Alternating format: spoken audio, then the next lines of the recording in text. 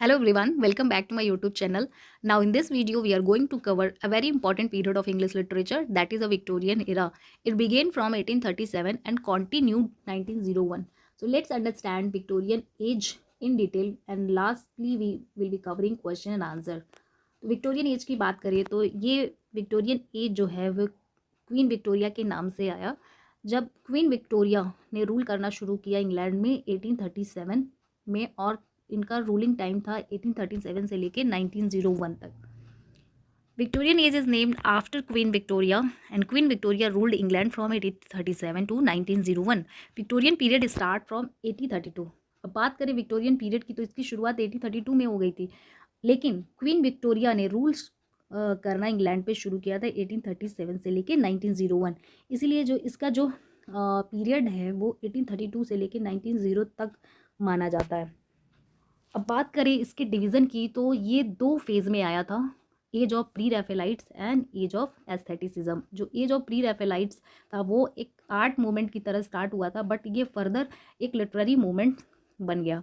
तो 1848 से लेके 1860 तक इसका टाइमलाइन था एंड इसके बाद एज ऑफ एस्थेटिसिज्म स्टार्ट होता है जो कि 1880 से लेके 1901 तक था, और इसी को डेकेडेंस भी कहते हैं। अब बात करते हैं प्री रैफेलाइट्स ब्रदरहुड या लिटरेरी मूवमेंट की। तो ये रैफेल जो मिडिल एज के बहुत बड़े पेंटर थे, आर्टिस्ट थे, उनके स्टाइल या फॉर्म को इन्होंने कॉपी किया। और पहले तो ये आर्ट मूवमेंट की तरह स्टार्ट हुआ था, बाद में ये एक लिटरेरी मूवमेंट बन गया। इससे जो क्वेश्चन आते हैं, जो इस मूवमेंट के जो मेंबर्स हैं, लिटरेरी मेंबर्स, उससे आते हैं क्वेश्चंस की कौन कौन से मेंबर्स आते हैं, वो मैच करने के लिए भी पूछ देगा या फिर क्रोनोलॉजी पूछ देगा। तो इसके जो प्रोफाउंडर रहे हैं वो हैं डीजी रॉसिटी। डीजी रॉसिटी इस मूवमेंट के प्रोफाउंडर रहे। इसके बाद डब्ल्यू.एच. हर्न, जे. मिलास, क्रिस्टीना रॉसिटी जो कि डीजी रॉसिटी की सिस्टर थी, विलियम मॉरिस, ए.सी. स्विनबर्न। तो these are important member of pre Raphaelites movement. Main features की बात करें इस मूवमेंट की तो इनका फोकस मेडिवलिज्म को था लेकर के, क्योंकि जो मिडिल एज के आर्टिस्ट या फिर पेंटर थे उसको इन्होंने कॉपी किया, इमिटेट किया अपने वर्क में। सिम्बोलिज्म यूज़ करते थे, sensuousness, truthfulness and simplicity. Apart from age of pre Raphaelite brotherhood movement, age of aestheticism की बात करें तो इसको हम डेकेडेंस मूवमेंट भी कहते हैं। 1888 से लेके 1901 तक था ये मूवमेंट, और ये विक्टोरियन मोरालिटी के अगेंस्ट एक रिएक्शन था। इसका जो बिलीफ था वो आर्ट को मानते थे कि ये ब्यूटी के लिए होना चाहिए, सेंसुअसनेस होना चाहिए। आर्ट का पर्पज़ ये होता था, art for art sake. Art जो है वो केवल आर्ट के लिए होना चाहिए, यानी कला कला को दिखाने के लिए होना चाहिए। एंड इनका जो फोकस था वो ब्यूटी एंड फॉर्मल परफेक्शन को लेके था। इसको डेकेडेंस इसलिए कहा जाता है क्योंकि विक्टोरियन स्पिरिट एंड वैल्यूज़ जो है डिक्लाइन होने लगी, इस वजह से ये डेकेडेंस बढ़ गया। इंपॉर्टेंट फैक्ट्स की बात करें इस मूवमेंट की तो क्या थे, रिफॉर्म एक्ट्स शुरू हुआ था 1832 एंड देन 1867, 1884 जो राइट्स देता है वोटिंग के लिए। तो ये एक्चुअली वोटिंग राइट्स के लिए ये एक एक्ट आया था। देन 1833 में जो स्लेवरी सिस्टम था उसको ख़त्म किया गया और उसको पूरी तरह से फ्री डिक्लेयर कर दिया गया। चिमनी स्वीप्स और क्या क्या डेवलपमेंट हुए, तो चिमनी स्वीप्स एक्ट आया था 1840 में एंड देन फैक्ट्री एक्ट 1833 में जो कि चाइल्ड लेबर को पूरी तरह से ख़त्म कर दिया। और किस चीज़ में डेवलपमेंट्स आया, रेलवे, शिप्स, ये धीरे धीरे जो है डेवलप होने लगे। कॉमर्स में, इंडस्ट्रीज़ में प्रोग्रेस होने लगा। एंड वुमेन में के जो रोल थे, वुमेन का रोल जो था सोसाइटी में वो काफ़ी प्रोग्रेसिव हो गया, वो लिटरेचर में आ गई।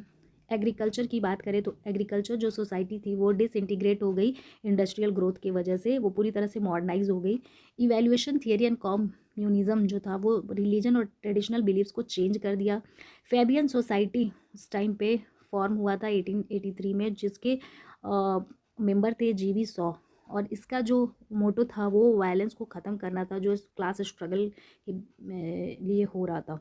मेन लिटरेरी फीचर्स की बात करें इस विक्टोरियन एज की तो रोमांटिक इमेजिनेशन शिफ्ट कर गया रियलिटी में, एंड इनका फोकस था कॉमन मैन से मिडिल क्लास के लोगों पे। नेचर फॉर विक्टोरियन, अगर हम बात करें विक्टोरियन का जो नेचर था वो हार्श एंड क्रूअल था, ना कि हारमोनियस था। तो जो मोरालिटी एंड प्रूडरी थी उसको डोमिनेट लिटरेचर ने कर दिया था, एंड लिटरेचर ने सपोर्ट किया कॉम्प्रोमाइज़ एंड कंस्ट्रक्शन को। इसीलिए इसको एज ऑफ विक्टोरियन कॉम्प्रोमाइज़ भी कहा जाता है। अर्ली विक्टोरियन जो राइटर्स थे उन्होंने फॉलो किया था कि आर्ट जो है वो लाइफ सेक के लिए होना चाहिए, यानी कला जो होता है वो ह्यूमन के लिए होना चाहिए, ना कि आर्ट जो है आर्ट को दिखाने के लिए होना चाहिए। इनका स्ट्रॉन्ग बिलीफ था कि प्रॉपर बिहेवियर होना चाहिए। ड्यूलिज्म का कॉन्सेप्ट निकल के आया। ड्यूलिज्म मतलब जो लोगों के बीच में द्वंद्व था एक चीज़ से लेके दूसरे चीज़ों का, वो चीज़ निकल के आया। जैसे कि रीज़न का इमोशन के साथ, यानी रीज़न भी था और इमोशन भी था।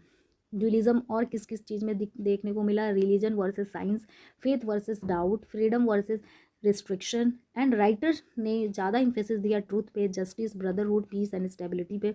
जो पोएटिक फॉर्म्स इस टाइम पे निकल के आए थे वो ड्रामेटिक मोनोलॉग और एलेजी थे। मेजर राइटर्स की बात करें तो सबसे पहले जॉन स्टुअर्ट मिल इस एज के काफ़ी डोमिनेटिंग राइटर रहे हैं, जिन्होंने on liberty, utilitarianism and the subjection of women लिखा। चार्ल्स रॉबर्ट डार्विन जो कि साइंस फिक्शन के लिए जाने जाते हैं, इनका स्टार्ट हुआ work the origin of species 1859 में फेमस वर्क है। द डेसेडेंट ऑफ मैन 1871 में आया था। और विक्टोरियन एज के जो पोइट्स निकल के आए थे तो अल्फ्रेड लॉर्ड टेनिसन, जिनको कहा जाता है रिप्रेजेंटेटिव ऑफ विक्टोरियन पोएट, तो सबसे पहले ये पोएट निकल के आए जो कि फेमस थे मेलोडीज लैंग्वेज के लिए। इनका जो पोम्स था 1833 में आया था। एंड इन मेमोरियम जो कि इन्होंने अपने एक फ्रेंड के डेथ पे लिखा है। मॉड एंड अदर पोम्स 1855 में। तो इसमें से जो इनका जो इम्पोर्टेंट पोम है इन मेमोरियम, इसको आप डिटेल में देख सकते हैं। रॉबर्ट ब्राउनिंग जो कि ड्रामेटिक मोनोलॉग के लिए जाने जाते हैं, इनको फादर ऑफ ड्रामेटिक मोनोलॉग भी कहा जाता है। और एग्ज़ाम में इनसे काफ़ी क्वेश्चन आते हैं इनके वर्क से। ड्रामेटिक लिरिक्स इन्होंने लिखा 1842 में आया। मैन एंड वुमेन 1855 में। ड्रामेटिस परसोना 1864 में। Apart from these poets, Edward Fitzgerald जिनका फेमस वर्क रहा है रुबैत ऑफ ओमर खयम 1859 में, जो कि जिसका ट्रांसलेशन है मैथ्यू आर्नल्ड। तो ये पोएट के साथ साथ क्रिटिक एंड मोरल वॉइस के लिए भी जाने जाते हैं और ये पैसिमिस्टिक पोएट रहे हैं। इनका जो है critical work essays in criticism 1888 and culture and anarchy 1867 में आया था। मेजर नॉवलिस्ट की बात करें तो चार्ल्स डिकेंस काफ़ी इम्पॉर्टेंट नॉवलिस्ट हैं इस एज के, और इनके वर्क से क्वेश्चन काफ़ी आते हैं एग्ज़ाम में। द पिकविक पेपर्स इनका 1836 में आया था। ओलिवर ट्विस्ट 1837 में। तो इससे जो है कैरेक्टर से क्वेश्चन आते हैं एंड जो इम्पॉर्टेंट डेट है, पब्लिकेशन है, इवेंट है, उससे क्वेश्चंस फ्रेम होते हैं एग्जाम में। डेविड कॉपरफील्ड 1850 में आया था। ब्लिक हाउस 1852 में। अ टेल ऑफ टू सिटीज़, तो इसका कोटेशंस आता है, काफ़ी इंपॉर्टेंट है इस नॉवल का। 1859 में आया था। द ग्रेट एक्सपेक्टेशन 1861 में। विलियम मैकफिस थैकरे की बात करें तो इनका फेमस वर्क रहा है वैनिटी फेयर 1848 में आया था। वर्जीनियंस 1859 में आया था। एलिजाबेथ गैस्किल जिनको मिसेस गैस्किल कहते हैं, इनका फेमस वर्क है रूथ 1853 में आया था। नॉर्थ एंड साउथ 1855 में। सिल्वियास लवर्स 1863 में। तो ये सारे वर्क इंपॉर्टेंट नहीं है, बट हाँ इनका टाइटल पता होना चाहिए विद पब्लिकेशन। चार्लोट ब्रॉन्टे जो कि ब्रॉन्टे सिस्टर्स के लिए जाने जाते हैं। चार्लोट ब्रॉन्टे का फेमस नॉवल रहा है जेन आयर 1847 में आया था। शीरले 1849 में। विलेट 1853 में आया था। द प्रोफेसर 1857 में। एमिली ब्रॉन्टे जो कि उनकी सिस्टर थी, उनका जो फेमस नॉवल है वुदरिंग हाइट्स 1847 में आया था। इसके बाद जो इम्पोर्टेंट राइटर हैं जॉर्ज इलियट, जिनका पेन नेम है मैरी एन इवांस। तो इनका original name Mary Ann Evans है, बट ये जॉर्ज इलियट के लिए जानी जाती हैं। सीन्स ऑफ क्लरिकल लाइफ 1858 में आया था। एडम बेड इनका ये वर्क फेमस है 1859 में आया था। The Mill on the Floss, this is also important work by George Eliot. Silas Marner 1861 में आया था। रोमोला 1863 में। मिडिल मार्च 1871 या 72 तक के बीच में आया था। बात करें थॉमस हार्डी की तो विक्टोरियन एज के काफ़ी प्रोमिनेंट नॉवलिस्ट रहे हैं।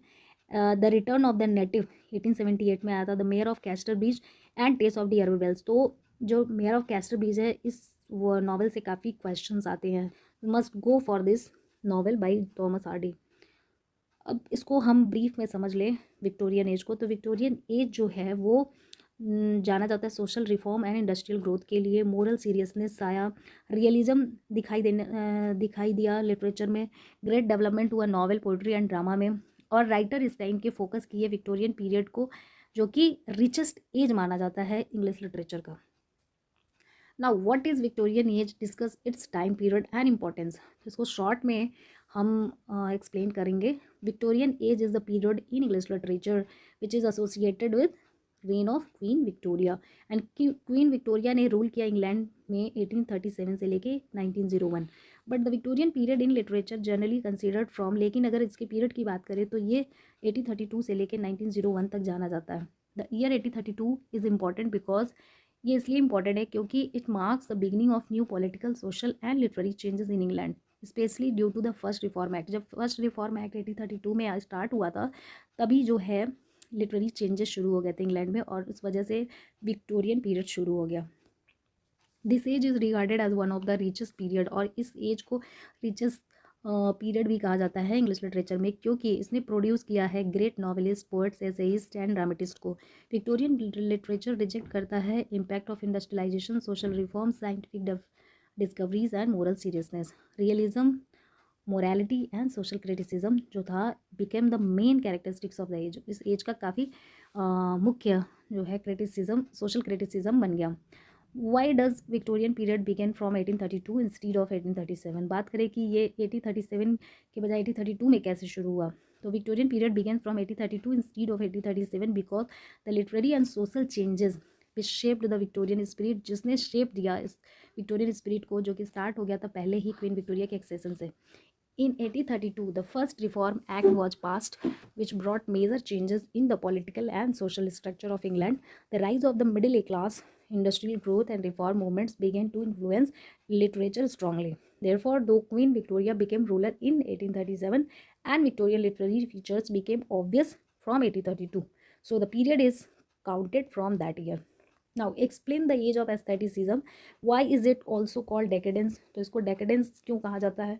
The last 2 decades of the Victorian period 1880 to 1901 तक था, जिसको एज ऑफ एस्थेटिसिज्म कहा जाता है।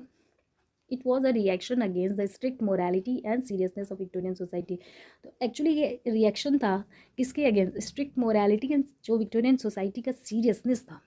The aesthetic movement believed in the principle of, और ये बिलीव करते थे कि आर्ट फॉर आर्ट सेक होना चाहिए, यानी कला जो है, ब्यूटी जो है, ब्यूटी को दिखाने के लिए होना चाहिए। And meaning art exist for beauty and perfection, not for moral teaching. ना तो इसका उद्देश्य नैतिक संदेश देने का होना चाहिए, बजाय इसको ब्यूटी को या परफेक्शन को एग्जिस्ट करने के लिए होना चाहिए। This age is also called decadence because it reflected a decline in Victorian values, क्योंकि लास्ट में जाकर के विक्टोरियन जो वैल्यूज़ थी, स्टैंडर्ड स्पिरिट था इस